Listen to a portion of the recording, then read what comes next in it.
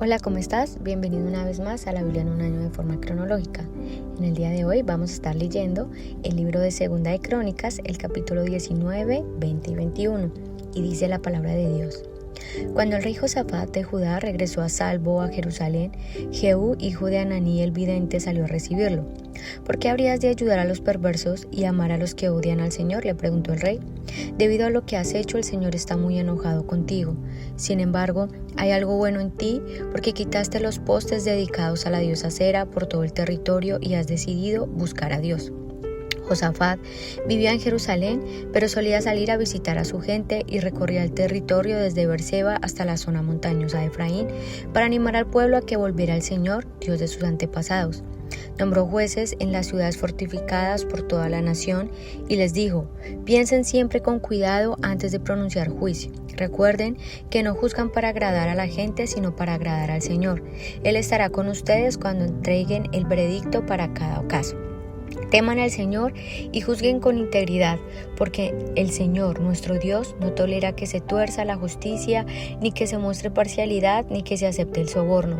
En Jerusalén, Josafat nombró a algunos de los levitas y de los sacerdotes y de los jefes de clanes de Israel para que sirvieran como jueces en casos relacionados con las ordenanzas del Señor y en los conflictos civiles. Estas fueron las instrucciones que les dio. Ustedes deben actuar siempre con el temor del Señor, con fidelidad y con un corazón íntegro. Cada vez que les llegue un caso de sus compatriotas que viven en ciudades distintas, ya sea de asesinato o de alguna otra violación de las leyes, los mandatos, los decretos y las ordenanzas de Dios, deben advertirles que no pequen contra el Señor para que no se enoje con ustedes ni con ellos. Procedan así y no serán culpables.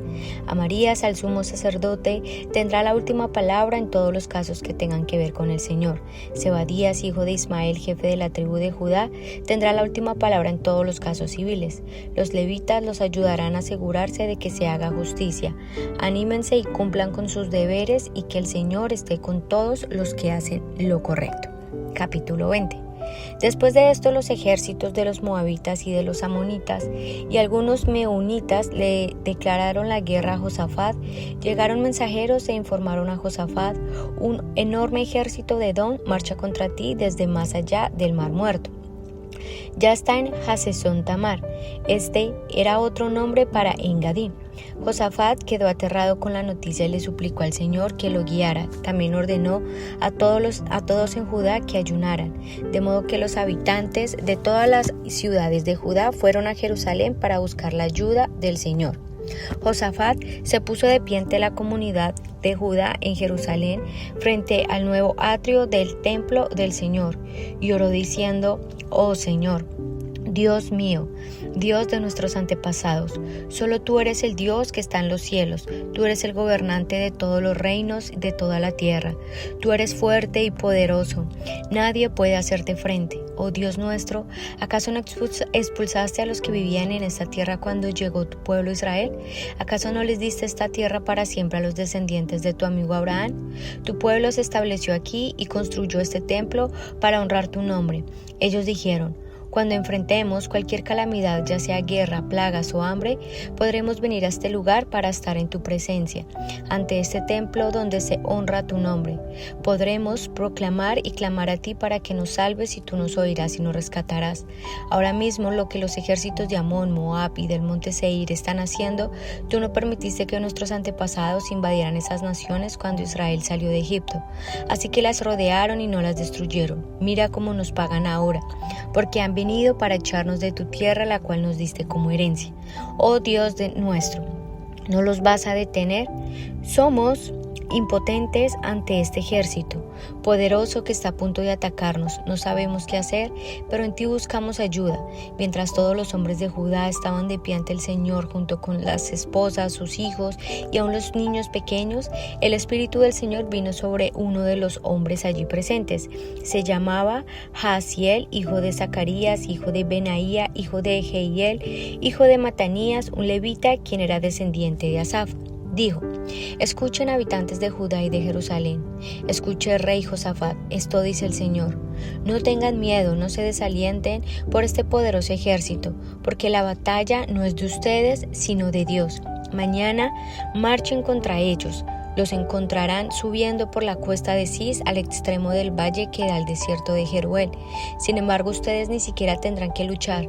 Tomen sus posiciones, luego quédense quietos y observen la victoria del Señor. Él está con ustedes, pueblo de Judá y de Jerusalén. No tengan miedo ni se desalienten. Salgan mañana contra ellos porque el Señor está con ustedes. Entonces el rey Josafat se inclinó rostro en tierra y todo el pueblo de Judá y de Jerusalén hizo lo mismo en adoración al Señor. Después los levitas de los clanes de Coat y de Coré se pusieron de pie para alabar a viva voz al Señor Dios de Israel. Temprano a la mañana siguiente el ejército de Judá salió al desierto de Tecoa.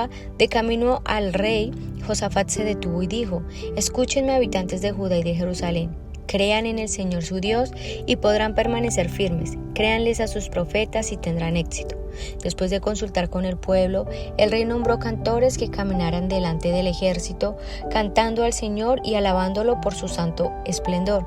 Esto es lo que cantaban: Den gracias al Señor, su fiel amor perdura para siempre. Cuando comenzaron a cantar y a dar alabanzas, el Señor hizo que los ejércitos de los de Amón, de Moab y del monte Seir comenzaran a luchar entre sí. Los ejércitos de Moab y de Amón se volvieron contra sus aliados del monte Seir y mataron a todos y a cada uno de ellos. Después de destruir al ejército Seir, empezaron a atacarse entre sí, de modo que cuando el ejército de Judá llegó al puesto de observación en el desierto, no vieron más que cadáveres hasta donde alcanzaba la vista. Ni un solo enemigo había escapado con vida. El rey Josafat y sus hombres salieron a recoger el botín. Encontraron una enorme cantidad de objetos, vestidos y otros artículos valiosos, más de lo que podían cargar. Había tanto botín que les llevó 3 días solo para juntarlo. Al cuarto día se reunieron en el Valle de la Bendición, el cual recibió ese nombre aquel día porque allí el pueblo alabó y agradeció al Señor. Aún se conoce como el Valle de la Bendición hasta el día de hoy. Luego todos los hombres volvieron a Jerusalén con Josafat a la cabeza, rebosando de alegría porque el Señor les había dado la victoria sobre sus enemigos. Entraron a Jerusalén al son de las arpas, liras y trampas y se dirigieron al templo del Señor. Cuando todos los reinos vecinos oyeron que el Señor mismo había luchado contra los enemigos de Israel, el temor de Dios se apoderó de ellos. Así que el reino de Josafat tuvo paz porque Dios le había descanso por todo el territorio. De manera que Josafat gobernó la tierra de Judá. Tenía 35 años cuando subió al trono y reinó en Jerusalén 25 años. Su madre era Suba, hija de Silí. Josafat fue un buen rey, quien siguió los caminos de su padre Asa. Hizo lo que era agradable a los ojos del Señor. Sin embargo, durante su reino no quitó todos los santuarios paganos y la gente nunca se comprometió por completo a seguir a Dios de sus antepasados. Los demás acontecimientos del reinado de Josafat, desde el principio hasta el fin, están registrados en el registro de Jehú, hijo de Ananí, el cual está incluido en el libro de los reyes de Israel. Tiempo después, Josafat, rey de Judá, hizo una alianza con el rey Ocosías, rey de Israel, quien era un hombre muy perverso. Juntos construyeron una flota de barcos mercantes en el puerto Esión-Geber. Luego Eliezer, hijo de Dodoa de Maresa, profetizó contra Josafat y le dijo: Por haberte aliado con el rey Ocosías, el Señor destruirá tu labor. Así que los barcos naufragaron y nunca se hicieron a la mar. Capítulo 21. Cuando murió Josafat, lo enterraron con sus antepasados en la ciudad de David. Después su hijo Joram lo sucedió en el trono. Los hermanos de Joram, los otros hijos de Josafat, fueron Azarías, Jehiel, Zacarías, Azaryaú, Micael y Cefatías. Todos estos fueron hijos de Josafat, rey de Judá. Su padre había dado a cada uno de ellos regalos valiosos de plata, oro y objetos costosos, y también les dio algunas de las ciudades fortificadas de Judá, pero designó a Joram para que fuera el siguiente rey porque era el hijo mayor. Sin embargo, cuando Joram se afianzó firmemente en el trono, mató a todos sus hermanos y a algunos de los otros líderes de Judá. Joram tenía 32 años cuando subió al trono y reinó en Jerusalén 8 años. Sin embargo, siguió el ejemplo de los reyes reyes de Israel y fue tan perverso como el rey Acab, porque se había casado con una de las hijas de Acab. Así que Joram hizo lo malo a los ojos del Señor. No obstante, el Señor no quiso destruir la dinastía de David porque había hecho un pacto con David y le había prometido que sus descendientes seguirían gobernando, brillando como una lámpara para siempre. Durante el reinado de Joram, los edomitas se rebelaron contra Judá y coronaron a su propio rey. Entonces Joram marchó con todo su ejército y todos sus carros de guerra. Los edomitas rodearon a Joram y a los comandantes de sus carros, pero él los atacó de noche al abrigo de la oscuridad. Aún así, Edom ha sido independiente de Judá hasta el día de hoy.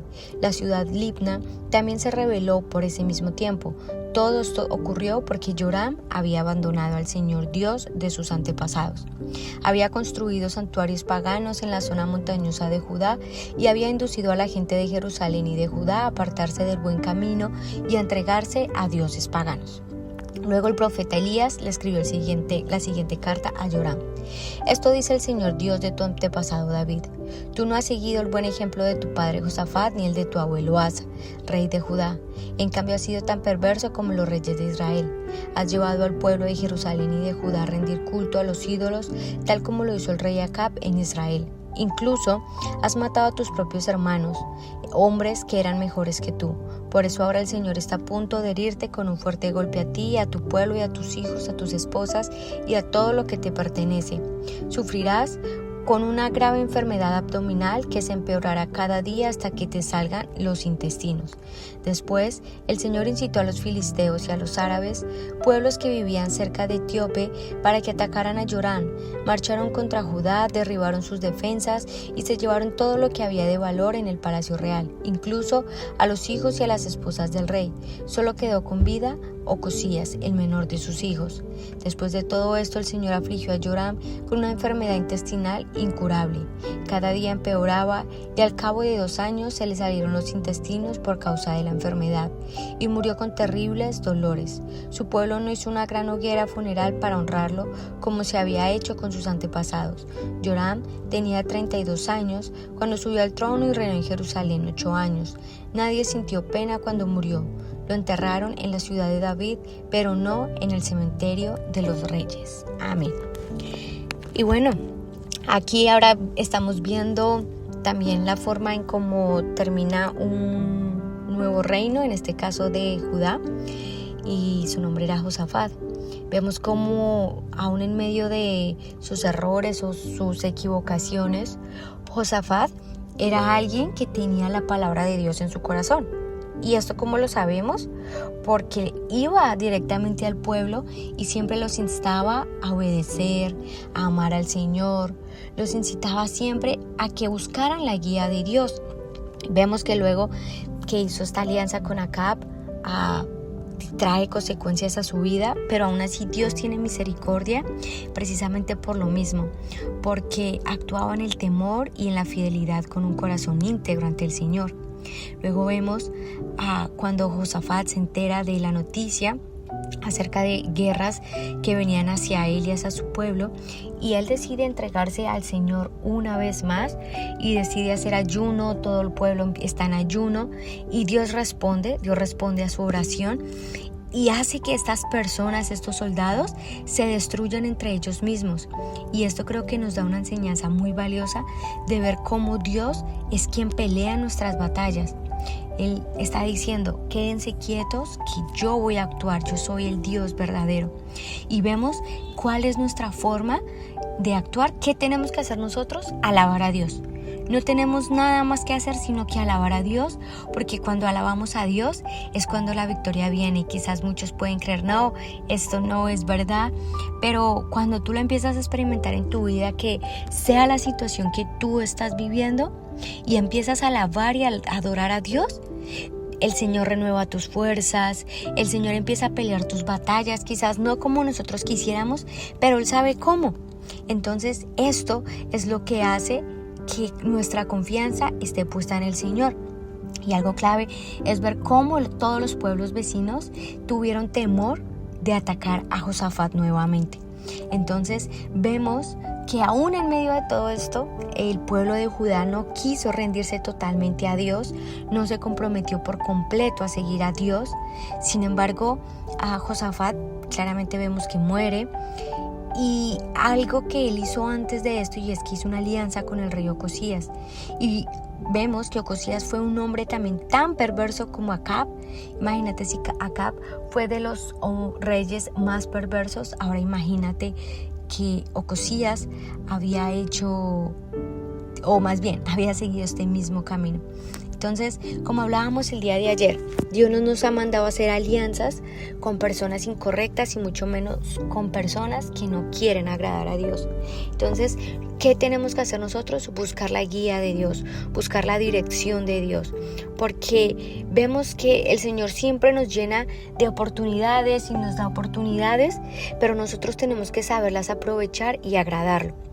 Y algo clave, y es ver cómo Dios, aparte de ser un Dios tan misericordioso, quiere mantener la dinastía de David, porque fue una promesa que él hizo a David. Y aún en medio de ver cómo aún se levanta después de Josafat un nuevo rey, que es Joram, que es el mayor de sus hijos, vemos cómo literalmente destruye a todos sus hermanos. Y el Señor, yo creo que si Él pensara como nosotros, yo creo que ya nos hubiera destruido a todos. Pero Dios es tan misericordioso que siempre está guiándonos, dirigiéndonos. Entonces creo que esto es un llamado a colocar nuestra confianza en Dios y a dejar que Él sea quien guíe nuestros planes. Si tú tienes planes y yo tengo planes, dejemos que sea el Señor quien los dirija. Así es que vamos a orar. Señor, te damos gracias por tu amor, gracias por enseñarnos, amado Dios, que solo tú nos amas y solo tú tienes misericordia de nosotros. Ayúdanos, Señor, para que cada día nuestro corazón se afiance solo en ti y no busquemos, Señor, quizás relaciones, amistades, Señor, compromisos fuera de ti, sino que todo lo hagamos siempre bajo tu preciosa y maravillosa voluntad, porque fuera de ti nada somos. Te damos gracias, Señor. Amén. Y bueno, así cerramos un capítulo más por el día de hoy y mañana nos vemos una vez más en la Biblia en un año de forma cronológica. Dios te bendiga.